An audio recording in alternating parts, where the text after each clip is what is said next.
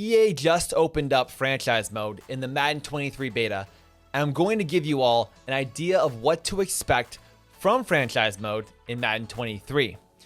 The first major change is free agency. In the years past, players wanted more depth, they wanted more balance, and they're going to get a lot of those changes this year. The first thing that you'll notice is when going to sign a player, there are multiple factors a player will now consider when signing with a team. They'll show, will they likely be a starter? Does the team have a franchise quarterback? Is it a warm city? Is it a big market team? Does the location have state income tax? For example, the Bucks or Miami in Florida.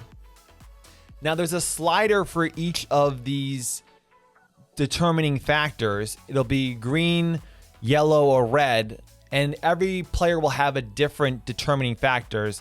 And there's more factors than just the ones I listed, but those are a nice example of what to expect. Players will also have new player tags. Not all players will have tags. The ones that will likely be big personalities, big time stars, or key contributors to the makeup of that roster. For example, a player might have a mentor tag, and the mentor tag will boost the XP to younger players that play the same position. Other tags could include bridge quarterback, trade target, or future starter. There's several more tags, and I believe that they'll expand this as the year goes on, or once we get more of the full game. So there's key factors a player will consider. There's different roles, and those roles will help determine fit on your team. And then lastly, when you go to actually sign the player, there's different types of deals you can offer. There's a team-friendly offer, which has a high risk of losing the player or not having the player accept the offer. There's a neutral offer, which is a kind of a medium risk. There's player-friendly, which is a lower risk. And there's very player-friendly, which is low risk. You can also make your own offer and adjust the signing bonus or adjust the amount of years depending on your liking. Obviously, these factors are all going to kind of play a role, and money is going to talk. So if a player is not looking to sign with your team or their interest is lower, you may need to offer them a very player-friendly deal in order to sign that player. Every team in free agency can make a max of 5 offers, and there's 3 offer consideration periods. So you don't have to advance the week. You can just advance the consideration period and see if the player is going to accept your offer. This is a big change from years past. When re-signing players as well that are restricted free agents or upcoming free agents, you can see the same interest scale, and you'll have the same ability to see if a player is interested or not, and the amount of money you offer them will also play a determining factor. It seems like they're going towards free agency and signing players on a deeper level where a player's wants and desires are going to really impact who you can sign and who you can't sign, which is a big change and might affect what team you're going to pick when starting up a franchise. It'll also affect, people's rebuilds. I know everyone likes to do a good rebuild in Madden. And when I picked a team that was hampered with cap space, I picked the Browns. I had very little fun playing around in free agency because I had a lot of cap maneuvering to do in order to up my team and compete the next level.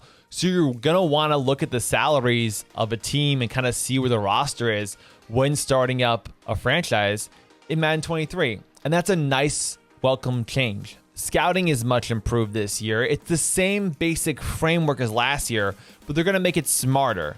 You're going to be able to reveal player attributes that are more applicable to that player. So with a quarterback, you'll get throw power instead of quarterback spin rating.